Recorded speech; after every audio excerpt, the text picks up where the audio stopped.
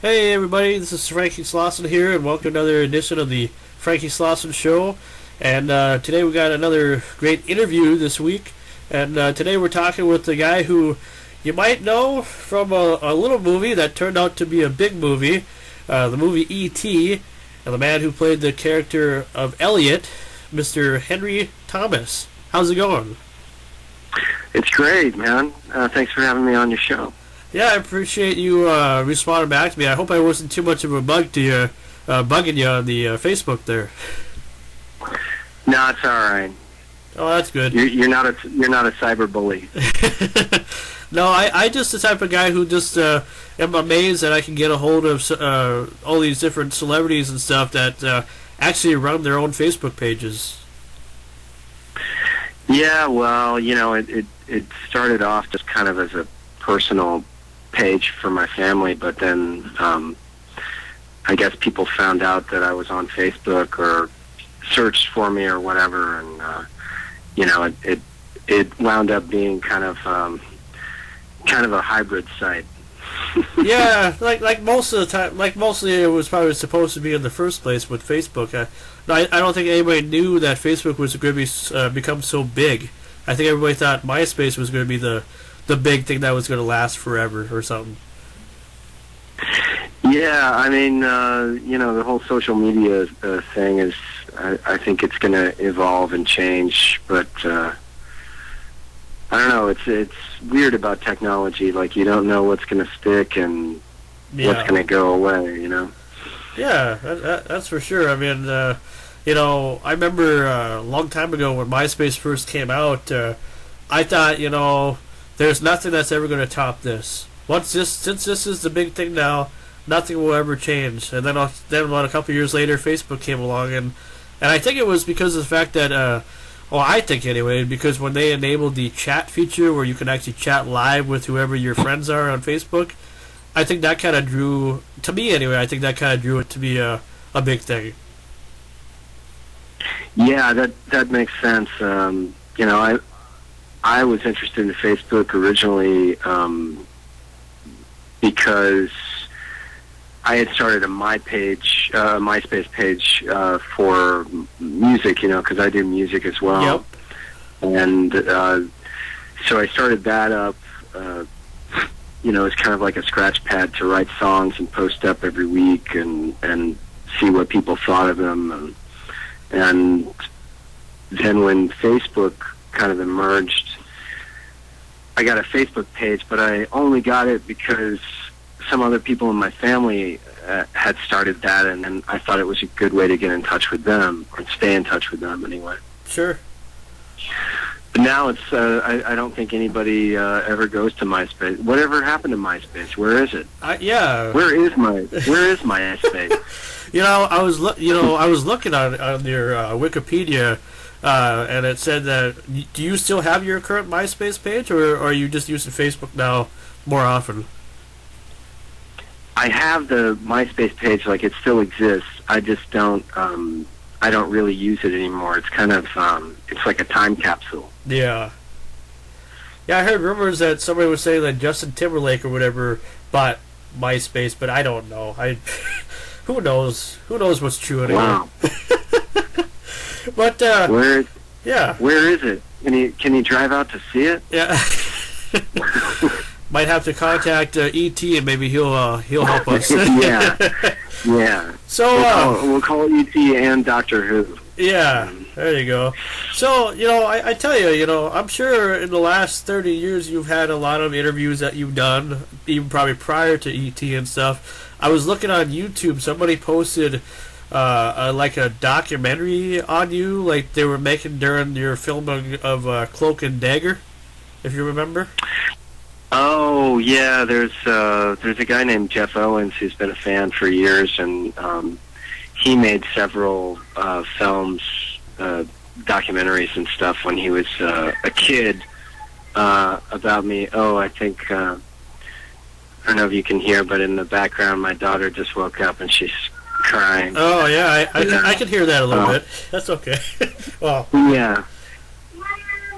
Oh. Yeah, she's looking for her mom. Okay, if you gotta attend to her, I can just put it on pause real quick. Yeah, maybe put it on pause for a second, and I'll see if I can help her out. Okay. What do you need? Life when I was younger. Sure. Yeah, I mean, I'm sure. I always kind of wonder because when you were famous with E.T. and stuff, when that came out, I wasn't even born yet. I mean, I just turned 29, and I just Yeah. it was it just seemed like back in those days it was just such a different vibe. Like when you were a Hollywood star, you were literally a Hollywood star. Even when you were a young age of 10 or 11 when you got the role. Yeah, well, it was a different. It was definitely a different industry back then. I mean, if you had a part in a studio film, that was a big deal but they were all studio films. It's just that the studios only made so many films a year, and a lot fewer than they make now. So, getting a part like that was quite a big deal. Yeah, well, I would say so. I'm sure it changed your life forever. You probably thought you were just going to be a regular kid, having a regular kid life and everything. Oh yeah, I mean, I didn't really have any kind of clue as to what it was like to work in the film industry, or what it was like to even go to Hollywood. I hadn't left the state of Texas where I was from. I grew up outside of San Antonio for most of my young life. Oh yeah. Until I was about 24. But when I was 9 or 10, 9 when I got the part for E.T., it was just it was a kind of a whirlwind thing because everything happened within that year. The first jobs that I ever got were that year, and suddenly, I was like a 10-year-old working actor, which was kind of strange. And people wanted me in their movies because the film was a big success. After the first 2 weeks in the box office, people were just like lining up around the corner. So, it was different then though, because you didn't have any other venues for seeing movies. It wasn't like everybody didn't have a Blu-ray player or anything like that. You couldn't stream movies. You had to go to the movie theater. Yeah, you actually had to get off your butt and go somewhere. Yeah, and it wasn't like you could wait it out. If you wanted to see something, you went and saw it, because it's not like today where, like, if you miss it in the theaters, you just wait, and then 2 weeks later it's out on, on demand or something. You wouldn't see a movie on TV until probably like a year or two after it had left the theaters. And people turned out. It was an event to see a hit movie. Yeah, and it kind of reminded me too. Like I'm a big fan also of like the Goonies and the Back to the Future era as well. And I went to earlier this year. I had the privilege to go to Astoria, Oregon, where the Goonies were partially filmed anyway. And even now to this day, people still talk about how big that film was. I can only imagine in the locations where E.T. was filmed, that people still talk about, boy, that's a house where E.T. was filmed. Let's go see if it looks like it was in the movie or something. Oh, yeah, for sure. I mean, that people know where that house is. And in fact, I did an interview this fall, and because it was the 30th anniversary of E.T.'s release this year, and I did an interview with this British television channel called ITV, and they were like, "Oh, we really want to take you to this house where E.T. was filmed," Yep. So I went back there with them and checked it out. And it was kind of strange because I hadn't been back there for 30 years, and but it still looked sort of the same. Like I remembered it. It was just different, I'm surprised that because I was mentioned to your co-star Robert. I forget his last name, but I know I'm friends with him too on Facebook. And I was trying to say, you know, what you guys should do, which I'm surprised you haven't done. It seems like all these other movies, or people that do movies, eventually do like a reunion. Like they get together with people that were in the movie and the directors and everything like that, and have a weekend reunion. You know? Yeah, well, that's Robert McNaughton, who played Michael, my brother, Elliot's brother in E.T. Yeah, yeah. Well, we had a reunion interview thing for the 25th year, the 20th year anniversary. Yeah, it was the 20th anniversary. So 10 years ago, we had a cast reunion thing, and they premiered the movie or they didn't premiere it, of course, but they played it in a theater, I suppose. They screened it, and John Williams actually performed the score live to the film. That's right. That's on the Blu-ray of it too, because I just bought the Blu-ray not too long ago of it. That's right. Yeah. It was pretty cool actually, because I had never seen. Oh, I'm sorry. Hold on, just a second. Okay, I'll just put it on pause again. Okay, go ahead. Okay, I resumed it. I forget what we were talking about, but I think it was talking about the 20th anniversary reunion. But anyway, what was I going to talk about now?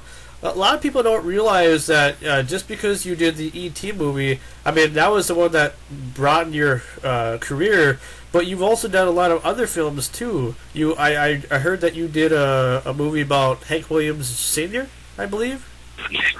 I did, yeah. It's called The Last Ride, and it's about the last 3 days of his life. Oh, boy. The road trip that he was on when he died before he got to the gig that he was supposed to play.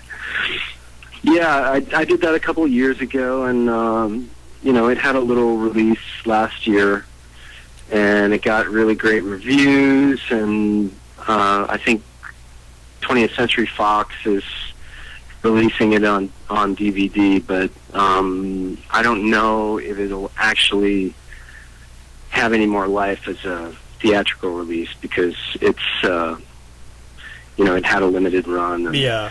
But it did well for an independent film. Well, that's good. We made it for next to nothing and shot it on a shoestring, and so they sold it. And so, do you know if Hank Williams Jr. ever had a chance to see that at all? He didn't watch it, but he signed off on it. Oh, okay. The family kind of got behind it in a sense, because they could have stopped the production at any time. Sure. But they didn't, and so we took silence as a yes, I guess. But actually, Jet Williams, who's Hank's daughter, he not Hank Jr., but basically Hank Jr.'s half sister. Oh, sure. Jet Williams. She was a supporter of the film and got behind it, and actually, helped promote it, and went on the road and stuff with the film with us. So that was really great, and that's cool. Well, that's cool. Yeah. Yeah, it's for a small film, it had a bit of a life. Well, that's good. And I think it's great that you constantly still do films. Do you think that one day that you'll do another film that will eventually be as big as E.T. at all? I doubt it, just because the nature of, I think, what makes a blockbuster and what makes a successful film has changed so much. Yeah. I definitely don't see myself starring in a blockbuster anytime soon. With where my career is, that's just not in the cards. And I'm 41. I'm I'm kind of I mean, I can I can see my career on a different path, and Okay. it's not that's not the path. You know,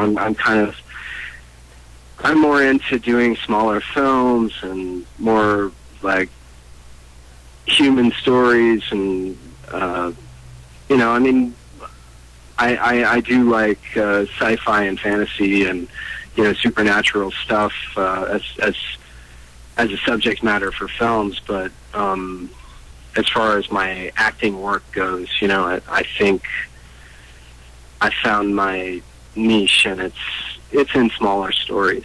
Well, you know, there's nothing wrong with that, though. I mean, if you're happy, if you're comfortable with the way you are right now, then more power to you. You know, I just figured I'd ask you that question. If I could get paid for it, it would be okay. If I could make some money at it, it would be great. But you know, but that's kind of you know, you, at a certain point you have to kind of go for like a middle of the road approach as far as like where your happiness is, and your sanity, and and let the finances kind of fall where they wish, you know. So, what do you think that life would be like if there was no, you know, if the film industry was still like it was 30 years ago, and there was no technology that helped movies get streamed faster and stuff like that? Do you think that films would still have a purpose like they did 30 years ago? You know, I think that audiences have always they've always enjoyed the technological wonder of film, you know. Yep. Movie magic has always been an exciting kind of mysterious thing, and the fact that we kind of capitalized on that and created now like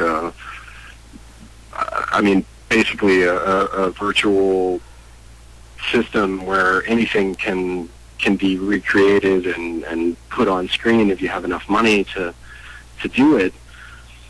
You know, I think we did that as a result of audiences always kind of wanting that in their films and wanting to see fantastical things. So I think that movies are still being made in the spirit that they would have been made in, you know, 40 years ago. They're just more bells and whistles, and it's because that's what the audience is expecting. You know. Sure. So, I'm sorry. Can you hold on one second? Yeah, no problem. I'll put it on pause again. I'm back on now. Okay. I just hit record again. We're here with Henry Thomas from you know, if you guys remember the movie E.T., which I'm sure everybody does. People, when I announced that I was going to be doing this interview with you last night on my Facebook page, people were kind of skeptical because they couldn't believe it at first, but then it's like, yeah, it's actually going to happen, believe it or not. I mean, I'm honored. I mean, I've had a chance to talk to many different people in the last 7 years or so that I've been doing interviews, and it's just amazing what you can do thanks to social media and thanks to just the internet and just to the will of people not saying no, you know. Well, you know, it's good. It's nice to have a show like that, though, where, you know, you're talking to people, and I think that's an important thing. You know, it's a good way to use the internet. You know. So the one last question that I have for you is a question that I want your personal opinion on, because since you were the main guy or the main kid in E.T., and the 30th anniversary just happened, and they released the Blu-ray and everything, what do you think of the Blu-ray compared to any other format that E.T.'s been on? Well, it certainly looks great. You know, it looks like it was shot yesterday. Sure. And sometimes that's a little off-putting, you know, because I kind of like that grainy element that you sometimes get in old movies, you know. Yeah. But at the same time, it's nice to see it crisp, and I think the real cool thing about Blu-ray is that all of the bonus features that you get, and with the ET disc, it's a lot of behind-the-scenes footage that hasn't ever been seen before. So that was kind of fun for me to watch, because I had kind of, forgotten a lot of that stuff. And I suppose, yeah. I suppose you watch other movies besides E.T., obviously. You can't just watch E.T. 24/7 and not get sick of it. As much as a good movie as it is, Yeah. Well, yeah. I don't. I think it's a nice one to have in the collection, but I don't like to watch any movie, repeatedly. Besides, yeah, maybe the Lord of the Rings trilogy. I'll watch that repeatedly. Well, that's cool, and that's just the thing. I bought the Blu-ray as well, like I mentioned, about maybe a month ago from Best Buy, and I like it. I mean, I think it's a good collection. I did own the 20th anniversary collection as well, that came out 10 years ago, but I like this version better just because of the resolution, and just because of they put everything on one disc, and then you get like a DVD and a digital copy and all that stuff, and it's just amazing what you kind of wonder what films are going to be like in the next 10 years, what format and everything. Yeah. Yeah, I know. I'll be like a hologram in the living room in 30 years. Yeah, who knows? But I want to say personally, I mean, and I really mean this. Thank you very much for letting me do this. I know you had your kid that you were dealing with, and that's fine. That doesn't hurt the interview at all. It just sorry. I hope it wasn't too much of an interruption. No. But thank you, and thanks for interviewing me, and best of luck to you. And one other question before I let you go: what do you have to say to your fans that have watched you for the last 30 years on ET? I mean, if you had something to say to your fans, what would you tell them? Well, first I would say thanks very much, because I mean, without them, my career would never have happened. Sure. If people didn't turn out, then I wouldn't be talking to you now. Probably not. But we'd probably be in a grocery store or something, probably. Yeah? So yes, thanks. I thank you. My family thanks you, and my extended family thanks you. I know I just asked you that question off the top of my head, but I had to ask you. No, my life would have been, very different, and not anywhere near as dynamic as it has been without those good people. So, I mean, really, I mean, if I have any fans, I thank all three of them. Okay, on your show. All right. Well, thanks a lot, there, Henry, and best of luck to you in the future. Hopefully, we'll see you in something, whether it's big or just keep on with the acting. Yeah, I got a film coming out called Big Sur about Jack Kerouac, and that's going to premiere at Sundance, at the Sundance Film Festival this year. Okay. So that's a good thing. I had a small part in that. All right. Well, all right, ladies and gentlemen, this was Henry Thomas, and I'm Frankie Slauson, and thanks again for letting me do this interview with you. All right, thank you. Take care. Talk to you later. Bye. And that was Henry Thomas, and I want to thank him especially, as well as all you listeners who have been tuning in to all these interviews that I've done. I probably wouldn't do them without you as well, whether it's an audio interview or a video interview. I just wish that I could get more views, so if you want to do me a favor, pass this video along, or this audio video, and let people know that somebody just recently did an interview with Elliot from E.T., and if they don't believe you, well, you got the video to prove it, or you got the audio to prove it. Tell them Frankie Slauson sent you. Anyway, we'll see you in the next video, or audio video, or whatever you want to call it, and thanks again for being tuned in to the Frankie Slauson Show right here on YouTube.com.